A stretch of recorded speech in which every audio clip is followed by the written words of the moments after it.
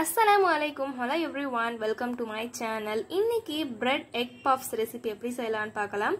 அதுக்கு ஒரு panல ஒரு 2 டீஸ்பூன் எண்ணெய் சேர்த்துட்டு 1 டீஸ்பூன் ஜீரகம் சேர்த்திருக்கேன்.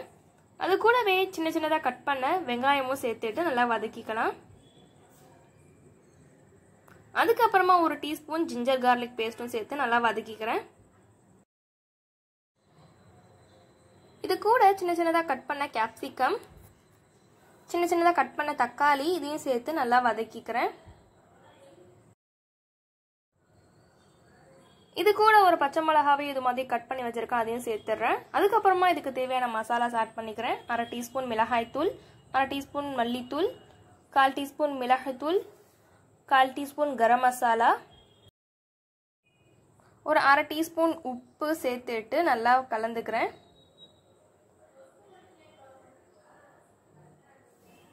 இது கூடவே ஒரு 2-3 drops லெமன் ஜூஸும் சேர்த்துட்டு நல்லா கலந்துட்டு இது ஒரு சைடுல வச்சிரலாம்.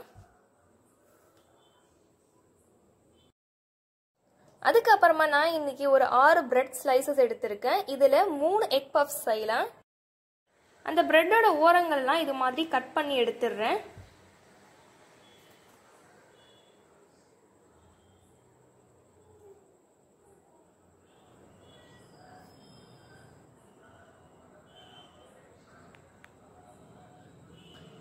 இது மாதிரி எல்லா பிரெட்டோட ஓரங்களையும் இது மாதிரி கட் பண்ணி எடுத்திருக்கேன்.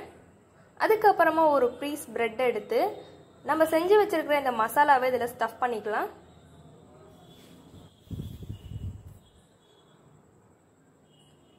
முட்டையை இது மாதிரி வேக வச்சு எடுத்திருக்கேன். அந்த முட்டையை இது மாதிரி 3 ஸ்லைஸா கட் பண்ணிக்கிறேன்.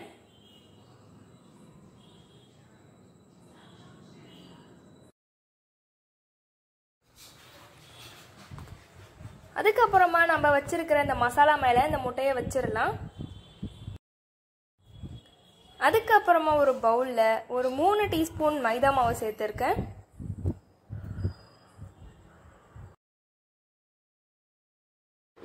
அது கூட கொஞ்சமா தண்ணி சேர்த்துட்டு நல்லா கலந்துக்கிறேன்.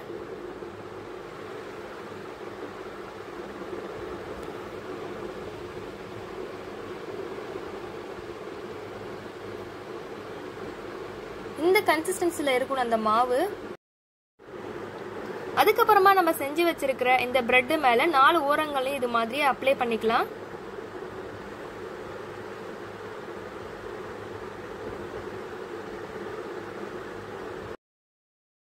அதுக்கப்புறமா இன்னொரு பிரெட் ஸ்லைஸ் எடுத்து நம்ம செஞ்சு வச்சிருக்கிற இந்த ஸ்டஃபிங் மேல வச்சிக்கலாம்.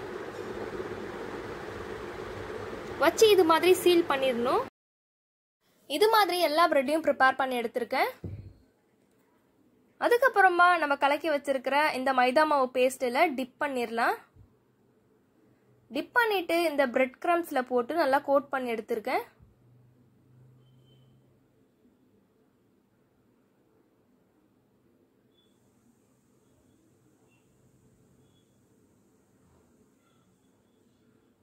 இது மாதிரி எல்லா பிரெட்டையும் இது மாதிரி கோட் பண்ணி எடுத்திருக்கேன்.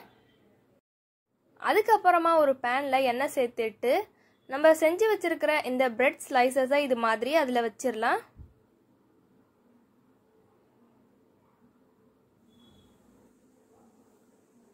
ஒரு 5 நிமிஷம் கழிச்சு ஒரு சைடு வெந்ததுக்கு அப்புறமா எடுத்து திருப்பி போட்டுடுறேன்.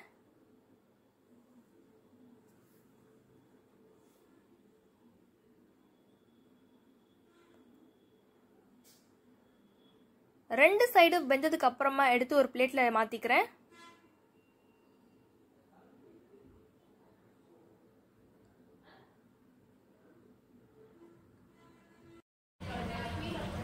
பாருங்க எவ்வளவு கிறிஸ்பியா இருக்குன்னு.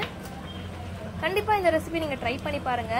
இந்த வீடியோ உங்களுக்கு பிடிச்சிருந்தா லைக் பண்ணுங்க, மறக்காம சேனலை சப்ஸ்கிரைப் பண்ணிக்கோங்க. தேங்க்யூ.